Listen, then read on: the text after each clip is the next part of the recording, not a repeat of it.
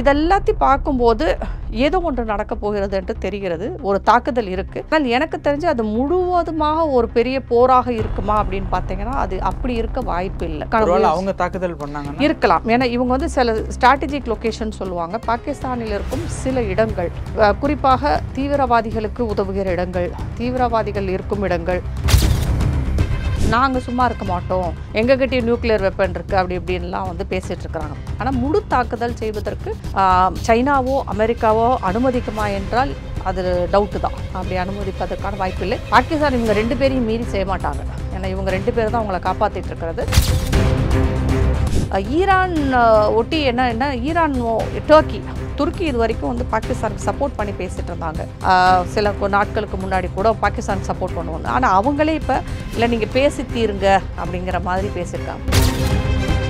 இப்படி எல்லா விஷயங்களையும் அழைக்கும் போது என்ன ஆகும்னா ஒரு தனிமைப்படுத்தப்பட்ட நாடாகத்தான் பாகிஸ்தான் ஆகும். அப்படி ஒரு தனிமைப்படுத்தப்பட்டு இருக்கும்போது அதன் தாக்குதலின் பலம் வந்து வீரியம் வந்து குறையத்தான் செய்யும். இது தவிர என்ன ஆகுனா நிறைய இந்த இராணுவத்தில் இருக்கவங்களுக்கே அங்கேயே வந்து பிடிக்கலை அவங்க இராணுவ தளபதியும். இப்போ அங்கே தாக்குதல் நடந்தாலும் சைனாவால் என்ன பண்ண முடியும்? திருப்பி அவங்க பாகிஸ்தான் இந்தியாவை தாக்கலாம் முடியாது. இழப்பு தானே. அதனால் அவங்க அது அவங்களும் போகிற தவிர்க்கிறதுக்காக எல்லா விதமான முயற்சிகளும் செய்து கொண்டு இருக்கிறார்கள். இது என்ன மாதிரி போய் முடியும் என்பதை வரும் காலங்களில் தான் நமக்கு தெரியும். ஆனால் ஒரு விஷயம் தெளிவாக தெரியுது, ஒரு பெரிய தாக்குதல் நடைபெறுவதற்கான அறிகுறிகள் எல்லாமே இருக்குது.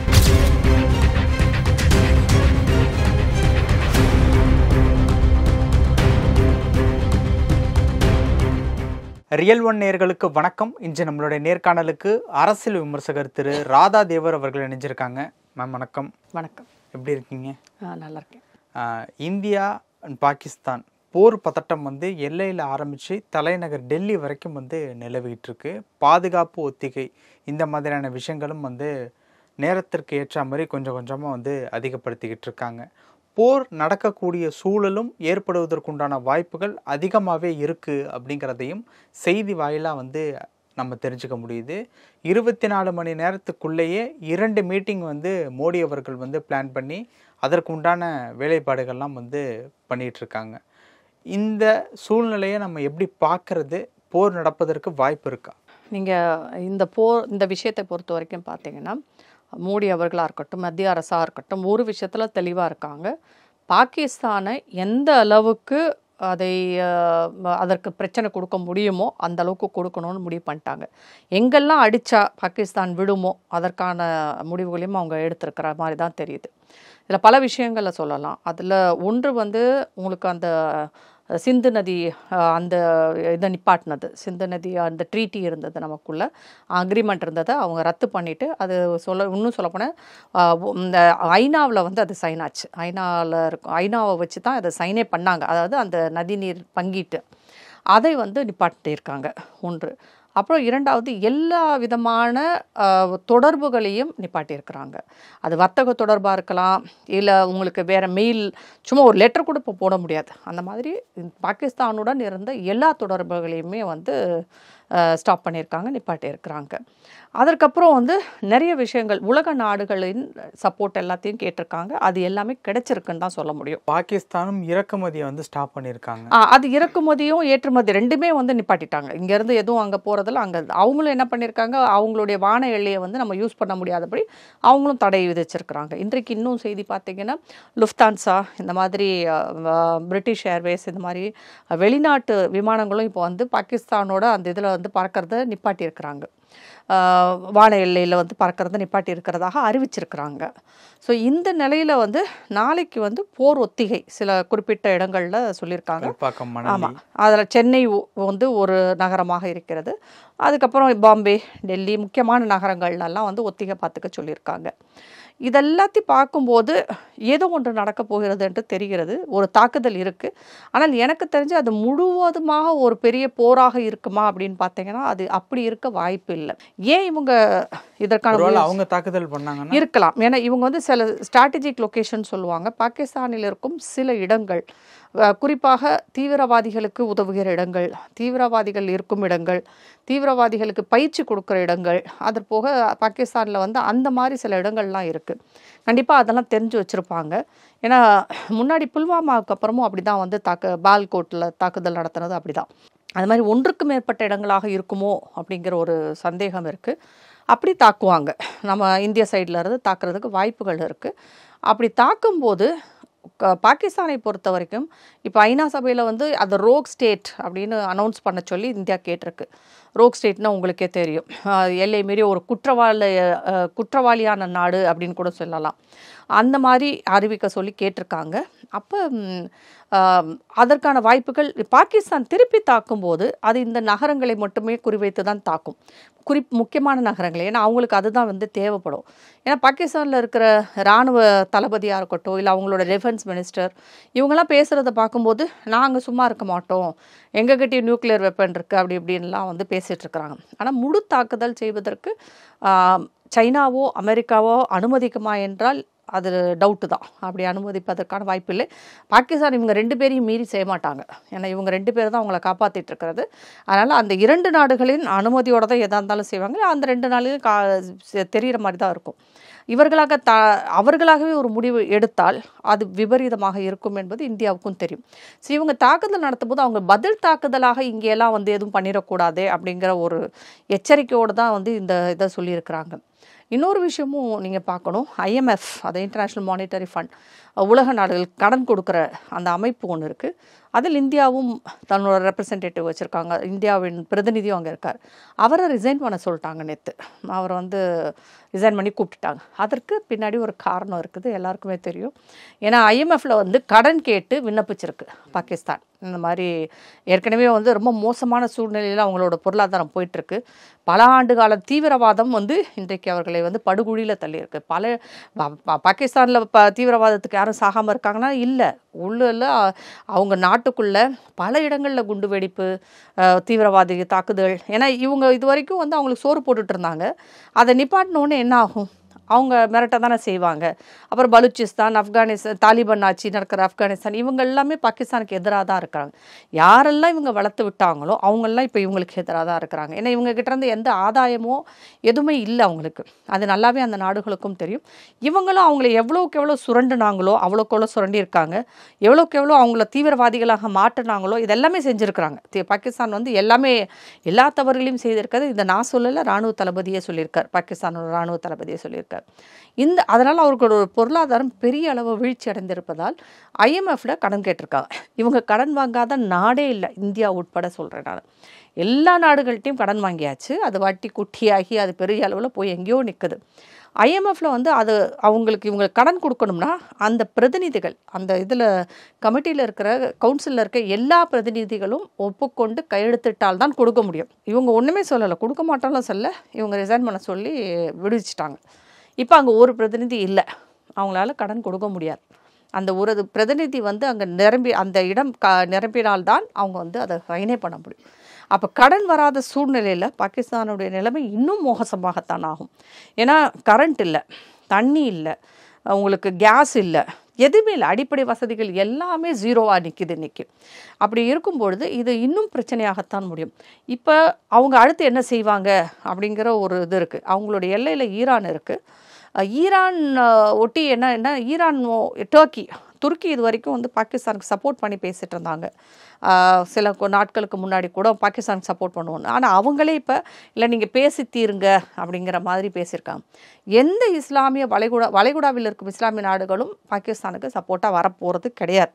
இது அவங்களுக்கும் நல்லா தெரியுது. இவ்வளோ பிரச்சனைகள் இருப்பதால் என்ன பயம் நமக்கு இருக்குன்னா, பாகிஸ்தான் தன்னுடைய அந்தஸ்தை நிலைநாட்டுவதற்கும் இல்லை நாங்கள் சரியாகத்தான் இருக்கிறோன்றதை காமிக்கிறதுக்காகவும் எந்த தாக்குதலை வேண்டுமானாலும் இந்தியாவின் மேல் ஏவலாம். ஏன்னா இந்தியா செய்யும் அந்த தாக்குதலுக்கு பதிலடி கொடுப்பதற்கு அவர்கள் பார்ப்பாங்க. அதுக்கு பதிலடி கொடுக்காம வந்து சரணடைஞ்சிருவாங்கன்னா அது உடனே நடக்காது, கொஞ்சம் நாள் ஆகும். யார் ஆரம்பிப்பாங்க அப்படிங்கிறது தானே ஒரு கேள்வி. கண்டிப்பாக இந்தியா தான் ஆரம்பிக்கும். இந்தியா, ஏன்னா அவங்க ஏற்கனவே செஞ்சுட்டாங்க. நம்ம ஊரில் வந்து 26 பேரை கொண்டு இருக்காங்க. பதிலடியாக இந்தியா கொடுக்கும். ஆனால் ரொம்ப நிதானமாக போயிட்டு இருக்கிறதுனால நமக்கு பாகிஸ்தானில் ஒரு சலசலப்பு தெரியுது, பயப்படுறது தெரியுது. நிறைய பேர் பேட்டி கொடுத்துட்ருக்காங்க, நிறைய பேர் நாங்கள் என்ன செய்வோம், நாங்கள் சும்மா இருப்போமா அப்படிலாம். அவங்களுக்கு இந்தியா அடுத்து என்ன செய்யும் என்ற அந்த இதுவே தெரியலை, என்ன நடவடிக்கை எடுக்கும் என்பதே அவர்களுக்கு புரியாத புதிராக இருப்பதால் இது வந்து ஒரு மாதிரி ஸ்ட்ராட்டஜி தான். அதாவது காத்திருந்து அவங்கள குழப்பி கடைசியில் தாக்குதல் அப்படின்னு சொல்லுவாங்க. இது ஒரு மாதிரியான ஸ்ட்ராட்டஜி. அதை மத்திய அரசு செய்து கொண்டிருக்காங்க. கொஞ்சம் கொஞ்சமாக அவங்கள சுற்றி இருக்கிற விஷயங்கள் எல்லாம் நிப்பாட்டுறாங்க. அவங்களுக்கு எதெல்லாம் சப்போர்ட்டுக்கு வரும், பணம் வரும், பணத்தை நிப்பாட்டுறாங்க. தண்ணி இருந்தால்தான் கரண்ட்டிலேருந்து எல்லாமே கிடைக்கும் அவங்களுக்கு, அதை நிப்பாட்டுறாங்க.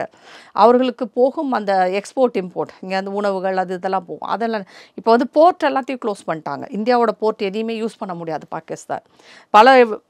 பல நாடுகளிலிருந்து வரும் பொருட்கள் இந்தியாவின் போர்ட் மூலமாக தான் அவங்களுக்கு போயிட்டு இருந்தது, அதை எல்லாத்தையுமே ஸ்டாப் பண்ணியிருக்கிறாங்க.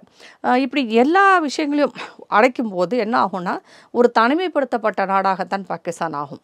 அப்படி ஒரு தனிமைப்படுத்தப்பட்டு இருக்கும்போது அதன் தாக்குதலின் பலம் வந்து வீரியம் வந்து குறையத்தான் செய்யும்.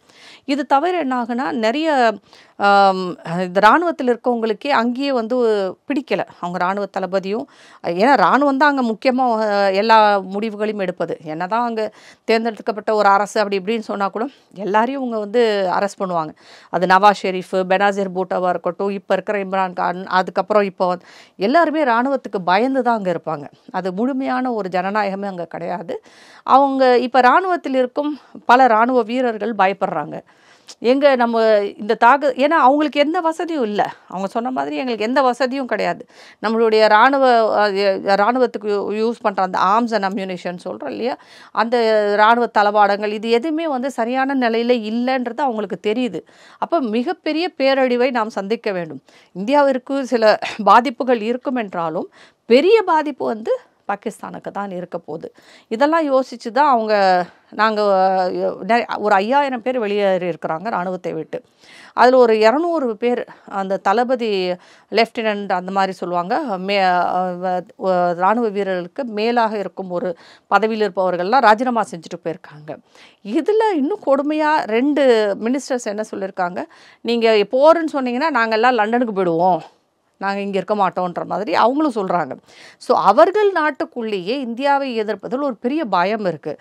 இது ஒரு 30 வருஷத்துக்கு முன்னாடி இருந்த பாகிஸ்தான் கிடையாது இப்போ. அதனால் இது பல ஆண்டு காலமாக மதத்தின் பேரால் அவர்கள் செய்த அட்டூழியம் எல்லாம் இன்றைக்கு அவர்களுக்கு பெரிய அழிவை தந்து கொண்டிருக்கிறது என்பது தான் உண்மை. இவங்க தான் தாலிபானை வளர்த்தாங்க, இவங்க தான் ஏசை வளர்க்குறாங்க, இவங்க தான் வந்து தீவிரவாத அமைப்புகள் எல்லாத்தையும் வளர்த்து வர்றாங்க. அமெரிக்காக செஞ்சேன்னு சொல்கிறாங்க. யாருக்காக வேணாலும் இருந்தாலும் பிற நாடுகளில் நடந்த பெரிய பேரழிவுகளுக்கு காரணமாக இருந்தது பாகிஸ்தான் தான். இதில் எந்த மாற்று கருத்தும் இல்லை. இது எவ்வளோ நாளைக்கு நீங்கள் செஞ்சிட்ருக்க முடியும்? இன்றைக்கு வந்து அவங்களுக்கு பொருளாதார வளர்ச்சி என்பது 0க்கு கீழே போயிடுச்சு. உள்நாட்டு அமைதி என்பது சுத்தமாக இல்லை, உள்கட்டமைப்பு சுத்தமாக இல்லை. இது போய் இப்போ எந்த நாடு, இப்போ சைனா என்ன பண்ணியிருக்கிறாங்கன்னா அவர்கள் நாட்டில் இருப்பவர்களை திரும்ப அழைத்திருக்கிறார்கள். அமெரிக்கா எல்லா நாடுகளுமே வந்து அதை அனௌன்ஸ் பண்ணியிருக்கிறாங்க, நம்ம நாட்டை சேர்ந்தவங்கெல்லாம் பாகிஸ்தானை விட்டு வெளியேறுங்கன்னு சொல்லிட்டாங்க. இதெல்லாம் வந்து ஒரு சைன் மாதிரி தான், இதெல்லாமே ஒரு குறியீடு தான். ஏன்னா அவங்க கூப்பிட்றாங்கனாலே ஒரு பெரிய தாக்குதல் அங்கே நடக்க போது நீங்கள் இருக்க வேண்டாம் அப்படிங்கிறது தான். சைனா இதில் வந்து தலையிடுமா அப்படின்னா சைனாவிற்கு இதில் ஒரு பெரிய பாதிப்பு இருக்குது. அவங்களுடைய சிபெக், அதாவது அந்த பொருளாதார காரிடர்னு சொல்லுவாங்க, பொருளாதார அமைப்பு வந்து கட்டமைப்பு வந்து அங்கே இருக்குது. பாகிஸ்தானோட இதில் தான் பண்ணியிருக்கிறாங்க. அது இப்போ 2-3 வருஷம் ஆயிடுச்சு. இப்போ அதன் மூலமாகத்தான் சைனாவுக்கு நிறைய விஷயங்கள் சென்று கொண்டே இருக்கிறது. அவர்களுடைய பொருளாதாரத்தை சார்ந்ததாக அது இருக்குது. அங்கே ஏதாவது பாதிப்பு வந்தால் அது சைனாவை பெருமளவு பாதிக்கும். அதனால் அங்கே தாக்குதல் நடக்குமோன்னு சைனாவுக்கு ஒரு பயம் இருக்குது. இப்போ அங்கே தாக்குதல் நடந்தாலும் சைனாவால் என்ன பண்ண முடியும்? திருப்பி அவங்க இந்தியாவை தாக்கலாம் முடியாது. இழப்பு தானே. அதனால் அவங்க அவங்களும் போகிற தவிர்க்கிறதுக்காக எல்லா விதமான முயற்சிகளும் செய்து கொண்டே இருக்கிறார்கள். இது எந்த மாதிரி போய் முடியும் என்பதை வரும் காலங்களில் தான் நமக்கு தெரியும். ஆனால் ஒரு விஷயம் தெளிவாக தெரியுது, ஒரு பெரிய தாக்குதல் நடைபெறுவதற்கான அறிகுறிகள் எல்லாமே இருக்குது. அது எந்த இடம், எப்படி நடக்கும், எங்கே நடக்கும்ன்றது நமக்கு யாருக்கும் தெரியல. பாகிஸ்தான் மாதிரியே தான் நம்மளும் இருக்கிறோம். அதை பற்றி மத்திய அரசிடம் வந்து ஆனால் அவங்க செய்யும் நிறைய விஷயங்கள் வந்து டைவர்ஷன் டாக்டிக்ஸ்ன்னு சொல்லுவாங்க, அதெல்லாமே இருக்குது. குறிப்பாக சொல்ல போனால் அவங்களோட கேமராஸ் எல்லாம் இருக்கும், அதை ஹேக் பண்ணியிருக்கிறாங்க. பாகிஸ்தானில் முக்கியமான இடங்களில் இருக்கும் அந்த கேமராஸ் இருக்கும், அது எல்லாத்தையும் ஹேக் பண்ணியிருக்காங்க, இந்தியா ஹேக் பண்ணியிருக்காங்க. அது மாதிரி நிறைய இடங்களில் வந்து அவங்களோட நடமாட்டங்கள், இராணுவ நடமாட்டம், இதெல்லாத்தையும் தெரிகிறதுக்கு அந்த இடங்கள் எல்லாத்தையுமே வந்து இவங்க கையில் கொண்டு வந்திருக்காங்க. மீடியாவிலையும் தெரியுது, மீடியாவிலையும் பெரிய அளவில் வந்து இந்த போர், இந்த தாக்குதல்னு சொல்லலாம், இந்த தாக்குதல் நடந்தால் எந்த மாதிரியான நியூஸ் எல்லாம் வரணுன்றதுக்கான முடிவுகளும் நல்லாவே தெரியுது. ஆனால் மோடி, அமித்ஷா அவர்களின் தலைமையில் உள்ள இந்த அரசு ஒரு பெரிய பாதிப்பை பாகிஸ்தானுக்கு கொடுப்பதன் மூலம் இத்தோடு அவங்க இதை பற்றி இந்தியாவுக்கு உள்ள வரவே கூடாது அப்படிங்கிற ஒரு முடிவில் இருக்கிறது நன்றாகவே தெரிகிறது. அது நடக்கிற மாதிரி தான் இருக்குது. அதுக்காக தான் பாகிஸ்தானியரை பூரா வெளியேற்றுறாங்க இந்தியாவை விட்டு. அது பெரிய அளவில் இன்னொரு பக்கம் போயிட்டுருக்கு. இந்தியாவுக்குள்ளே இருக்கும் அத்தனை அந்நிய நாட்டை சேர்ந்தவர்கள், பாகிஸ்தான், பங்களாதேஷ் இதை சேர்ந்தவர்கள்லாம் வெளியேற்றுற மாதிரி தான் இருக்காங்க. பாகிஸ்தான் மட்டுமல்லாமல் கூடவே பங்களாதேஷும் வந்து பாகிஸ்தானுக்கு வந்து துணையாக வர்றாங்க, சப்போர்ட் பண்ணுறாங்க அப்படிங்கிற மாதிரியான விஷயங்களும் செய்திகளில் படிக்க முடியுது இல்லையா?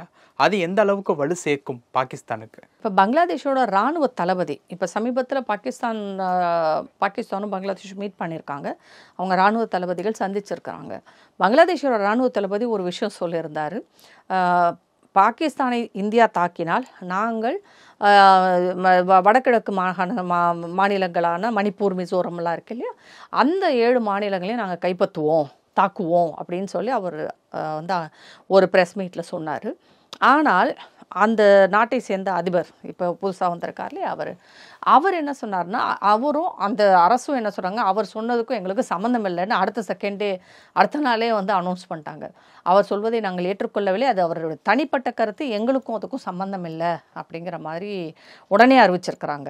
ஏன்னா அவங்களுக்கு தெரியும் அப்படி ஏதாவது பண்ணால் என்ன நடக்கும்ட்டு. பங்களாதேஷ் வந்து ஒரு சிறிய நாடு தான், பெரிய அளவுலலாம் அத்தாக்க. ஆனால் நம்ம அப்படி சொல்லி அசால்ட்டாகவும் இருக்க முடியாது. ஏன்னால் ஊடுருவல்கள் அதிகமாக அந்த சைடில் இருந்து வர்றதுக்கு வாய்ப்புகள் இருக்குது.